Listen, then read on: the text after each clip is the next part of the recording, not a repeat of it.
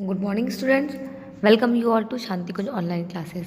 तो बच्चों, आज की क्लास में हम पढ़ेंगे आपकी इंग्लिश, और इंग्लिश में आज हमारा टॉपिक है use of a an and the. Students, मैंने आपको use of a and the half yearly exam से पहले भी कराया था, तो आज हम लोग फिर से दोबारा से इसको पढ़ते हैं, इसका फिर से रिवीजन करते हैं। ठीक है। तो बच्चों, मैंने आपको स्टोरी पढ़ाई थी, ये पोएम पढ़ाई थी, लवली मून, लेसन 11 पढ़ाया था।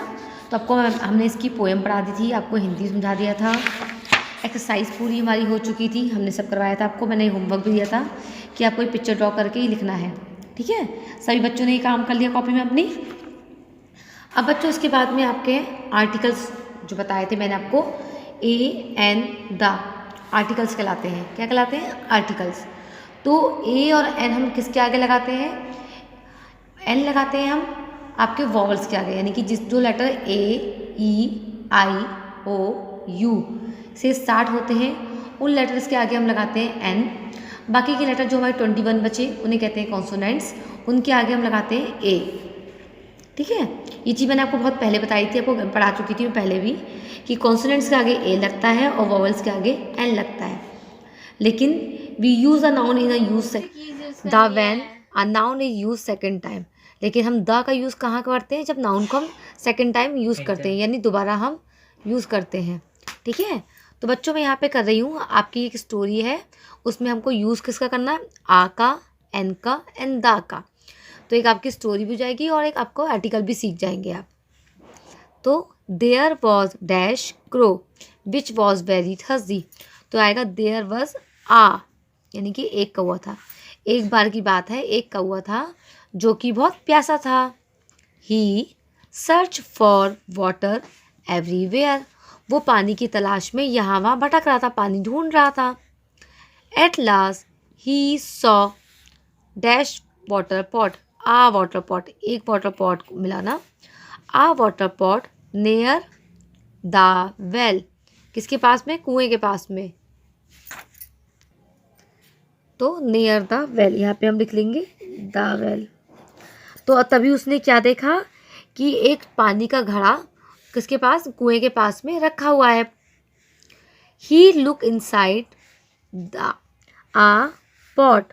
उसने उस पॉट यानी घड़े के अंदर झाँक कर देखा। There was very little water in the.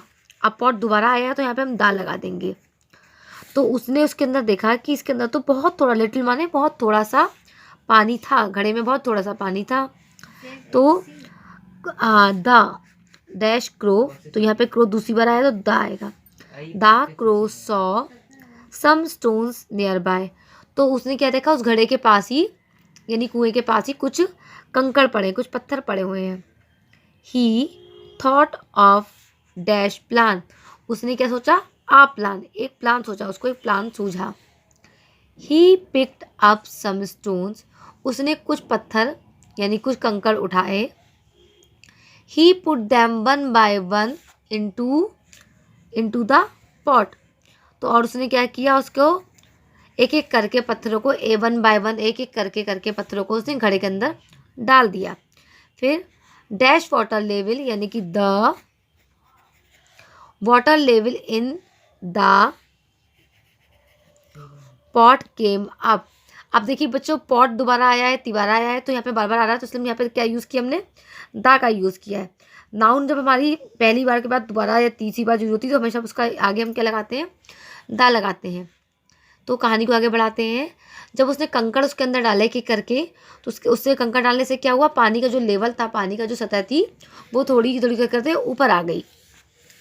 The क्योंकि अब the crow drank the water and flu away happily. जब पानी की सतह ऊपर आ गई, जब पानी ऊपर आ गया तो कौवे ने क्या किया? पानी पी लिया, और खुशी खुशी क्या हुआ? वो वहाँ से उड़ के चला गया, वहाँ से उड़ गया।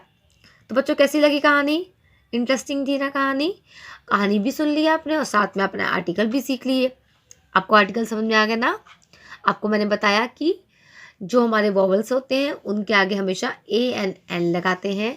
जो हमारे कॉन्सोनेंट होते हैं, जो 21 बजते हैं, उनके आगे हम हमेशा आ लगाते हैं।